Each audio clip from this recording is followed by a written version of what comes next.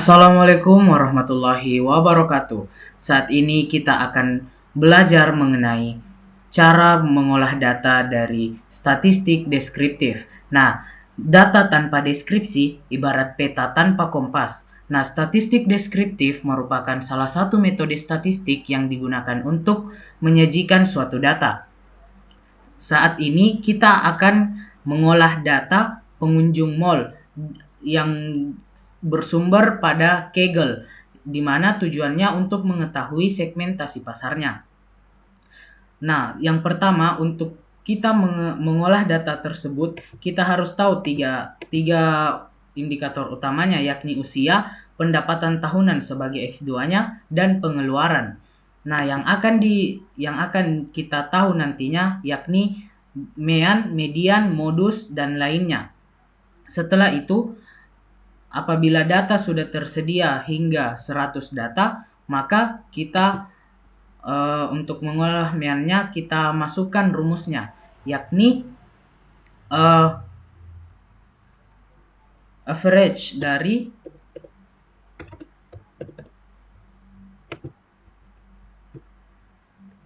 data usia. Kemudian untuk median itu rumusnya median.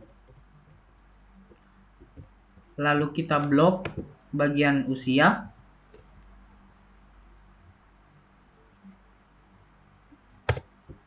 Modus juga nanti kita akan blok dengan rumus mode.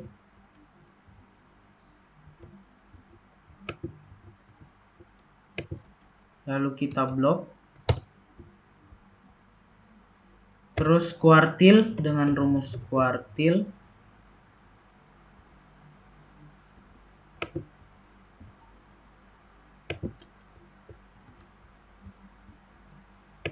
Lalu kita berikan koma atau titik sesuai dengan device teman-teman.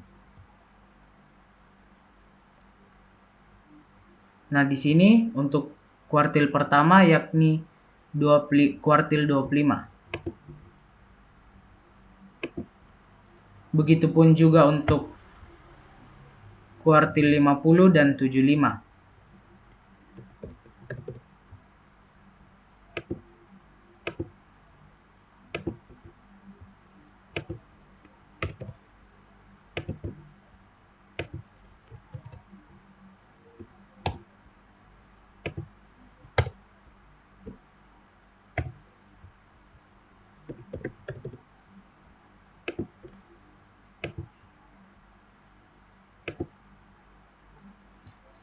Kita masukkan semua rumus-rumusnya. Kemudian persentil itu rumusnya persentil. Rumusnya itu persentil. Lalu kita blok bagian usia. Lalu kita pilih 0,05.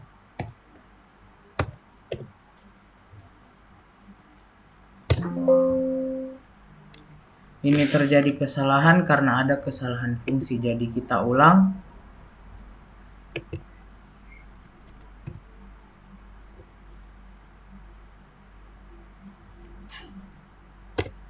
Nah, akan muncul seperti itu. Juga begitu untuk persentil 50 dan 95, kalau persentil 50 dan 95 itu menggunakan 0,5 dan 0,95. Nah, selanjutnya untuk penyebaran data usianya kita menggunakan rumus simpangan rata-rata yakni AVDEF. Lalu kita blok bagian data usia. Standar deviasi kita menggunakan rumus STDEF.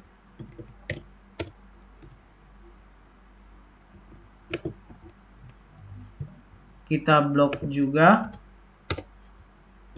Variansi kita gunakan rumus VAR. Lalu kita blok. Max kita pakai rumus max juga. Lalu kita blok. Min juga kita gunakan rumus min.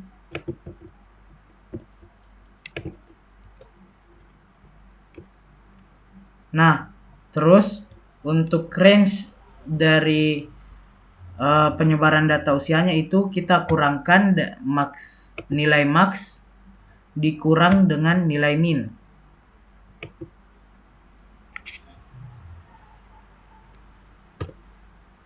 Kemudian standard of man itu kita gunakan rumus, yakni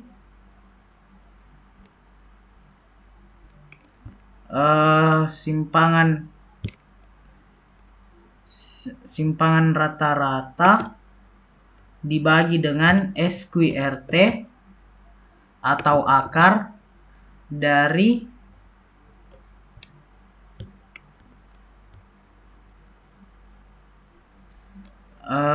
banyaknya data, yakni 100. Maka itu hasilnya. Maka setelah itu kita juga gunakan rumus-rumus semua ke bagian data pendapatan tahunan dan data pengeluaran. Maaf untuk standard of man tadi ada kesalahan, harusnya kita menggunakan standar deviasi dibagi dengan SQRT jumlah datanya atau akar jumlah datanya, akar 100. Maka itu hasilnya. Selanjutnya untuk skewness itu kita tentukan menggunakan rumus skew, lalu kita blok usia, data usia. Maka muncul nilai skewness-nya dan kurtosisnya itu kita menggunakan rumus kurt. Lalu kita blok juga. Nah, untuk banyak kelas itu kita menggunakan rumus 1 ditambah 3,3 log 100. Ini ada kesalahan, jadi kita perbaiki terlebih dahulu. Tadi itu ada kesalahan penulisan rumus, jadi harus juga sesuai dengan penulisan rumus dalam Excel, di mana rumusnya itu 1 ditambah 3,3 dikali atau menggunakan tanda bintang baru log dalam kurung 100 jumlah datanya. Maka muncul 7,6. Kemudian untuk rumus dari panjang kelas, yaitu range dibagi dengan banyak kelas, maka muncul panjang kelasnya. Kemudian setelah itu kita ke pivot table, ke insert terlebih dahulu, kemudian pivot table. Lalu kita blok bagian data usia dan pilih existing worksheet, lalu pilih di mana kita akan meletakkan pivot tabelnya.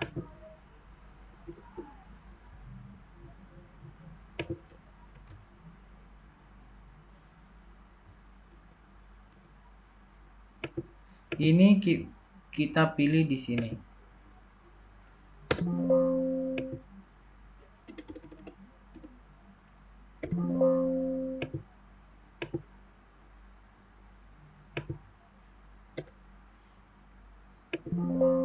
Ini tidak valid, artinya kita hapus terlebih dahulu, lalu ini. Nah, akan muncul seperti ini. Ini karena tidak kita blok juga bagian usia. Harusnya kita blok bagian usia. Jadi kita ulang ke insert, lalu pivot table, blok dari usia sampai ke bawah, lalu pilih di mana kita akan meletakkannya, lalu oke. Kita centang usia dan tarik usia ke rows. Maka muncul seperti ini. Setelah itu kita salin datanya untuk kita kunci, lalu Ctrl V. Setelah dari itu kita akan menyajikan datanya, yakni menampilkan chart-chart yang dibutuhkan. Adapun chart-chart yang dibutuhkan yakni histogram, pie chart, dan bar chart. Dengan cara kita ke insert, kita pilih ini, lalu more column chart.